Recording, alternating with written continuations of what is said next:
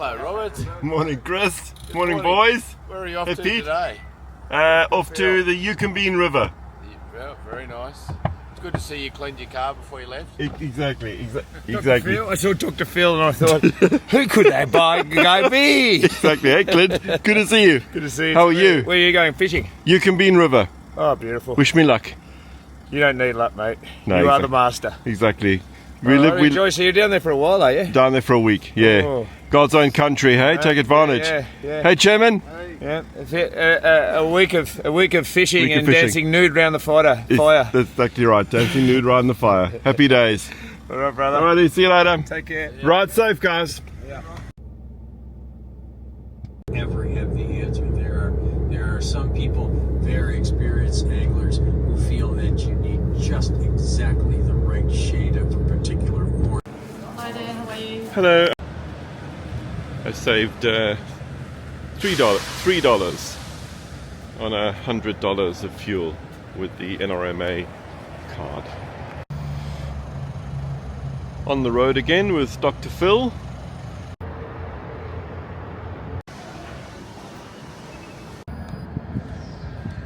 Coffee and a ham and cheese sandwich.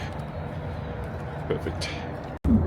I discovered this podcast like a couple of years ago, and I find it so nice to listen to. I really like listening to it, and I think it's a great podcast. I have to say, congratulations on that. But I really like listening to it when I'm driving to a fishing trip, because it sort of gets you in the mood. And I also really love to listen to it when I'm my head is full of, the stuff that your head sometimes is full of, all this stress, all these things that you need to take care of, all this stuff during winter, so you can't go fishing, because that's a big part of going fishing, is that it sort of clears your mind. You disappear into the fishing, and everything else sort of fades away, and you're totally in the moment. And this podcast, listening to it, it sort of takes my mind away from all that. Oh, have you been a jazz musician all your because I think sort of connection between jazz and fly fishing for me is that they both offer this kind of fundamental freedom, and both of them are something that you can never quite master. So Lake George is very full of water, so I thought it might be fun to fly the drone over the lake.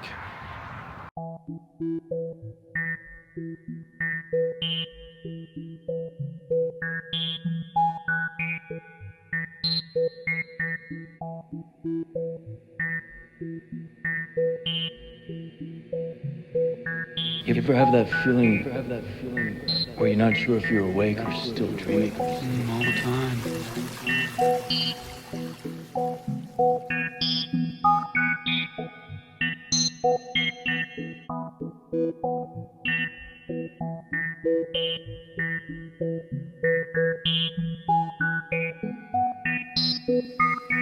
You ever have that feeling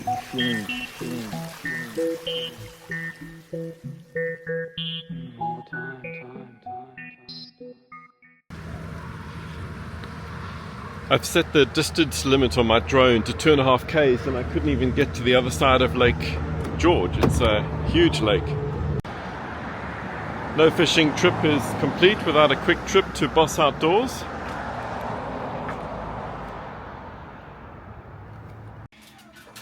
Since fishing with Justin in New Zealand, I'm sort of fascinated by the concept of whether camera actually makes any difference when you're fishing. Because I know the Jensens think that's an absolute joke. Nevertheless, the one thing about Boss Outdoors is they've got an incredible collection of a brand from New Zealand called Hunter's Element. So this is the Acclimate hood and the Acclimate top. I think this is part of their new series.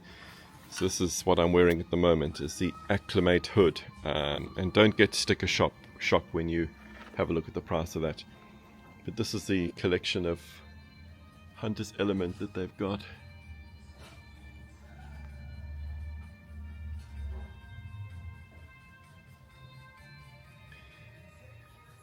Here we go, here are all the packs. Fantastic collection of gloves. Actually, these fingerless gloves look nice.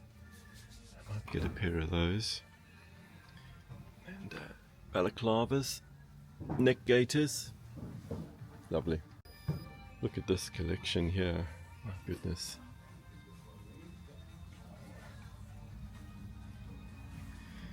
This is their Odyssey range. This is quite well known. I think this is the top of their range, and these are the Odyssey pants. I don't think they'd be appropriate for trout fishing, but they're pretty fancy. $300. So these are the Hunter's Element gaiters, and I see this one here, which is called the Venom Gaiter.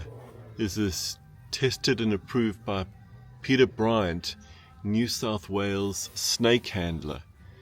How terrifying is that? Yeah, these are very, very tough gaiters, and very exy. $189, $190 for gaiters. Wow. And these are all the Hunter's Element boots. Very nice boots and socks. So I see Boss Outdoors, they've now got the new fish pond Storm Shadow. This is the Storm Shadow Sling Pack, $5.90, and the Storm Shadow Hip Pack, $5.50, and this is the one that I've got, the Storm Shadow Chest Pack, $4.30. Expensive stuff. There's the Kuma Walker. I often see him walking along this road. Here we go. This is Providence Park. Oh, some nice photos there of some very big fish. Some lovely photos. Oh, a guy in a float tube there. Right, so you pick up a key for the amenities, and then there's a key drop over there for when you leave, and I'm here for a week, so until next Sunday. Here's Dr. Phil. First time at Providence Park.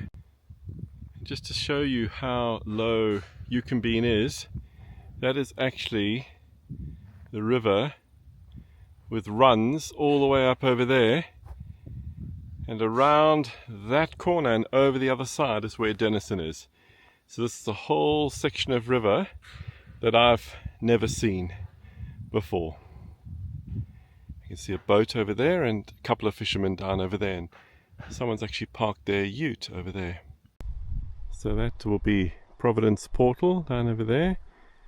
And here's the mighty river, the mighty Yukonbean. So I think I might have a little walk up, just have a look around, and then perhaps go and fish the lake where the river is entering the lake. So day one, Friday. It is outside 20 actually, 19 in the water. It's 11 degrees.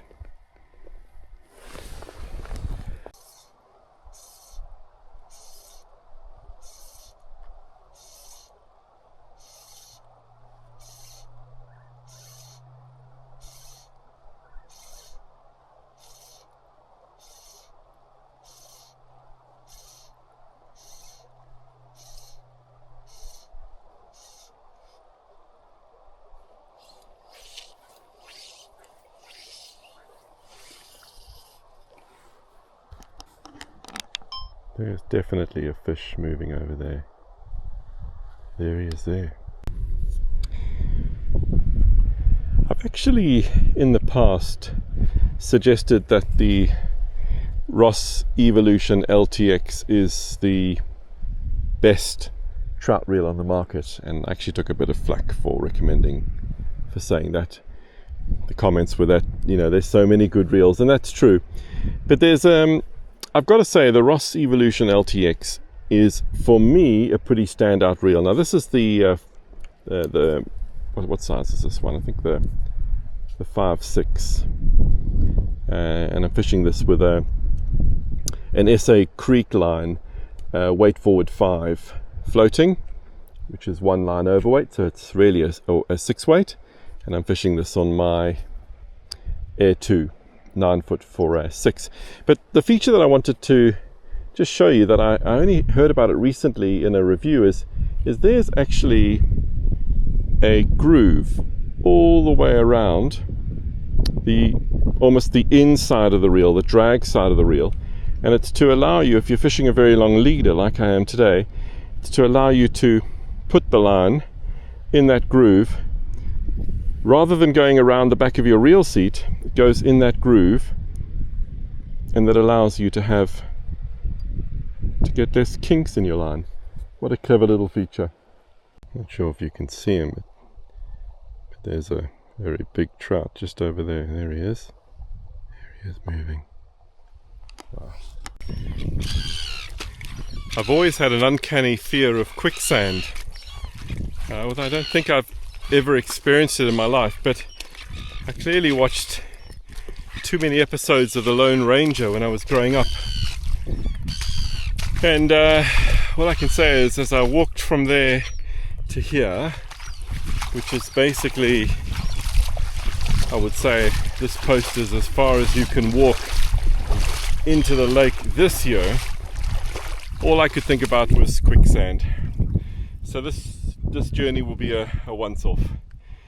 So there's sort of very steep banks. I've got to wonder what it'd be like to fish off those banks. I just don't know how deep it is here. And then there's Providence Portal, and there's someone's house over there, maybe the owner of Providence Park, and there's Providence Park over there where those shining lights are. And yep, you can be in lake on my left and you can be in river on my right. Look at that view. One other angler over there, and 3 boats over there. So Friday today, bonus day of fishing. Saw 3 fish and saw a 4th fish that an angler had caught and killed, a 3-pounder, 52 centimeters. So I need to think very carefully what I'm going to do tomorrow. I think I might just Euro-nymph the river right from the bottom and go up to Denison and see how many anglers there are and see what's happening. And then maybe from Sunday I'll see if I can go and explore other waters. Well, regardless, that's a beautiful sight. All those kangaroos there.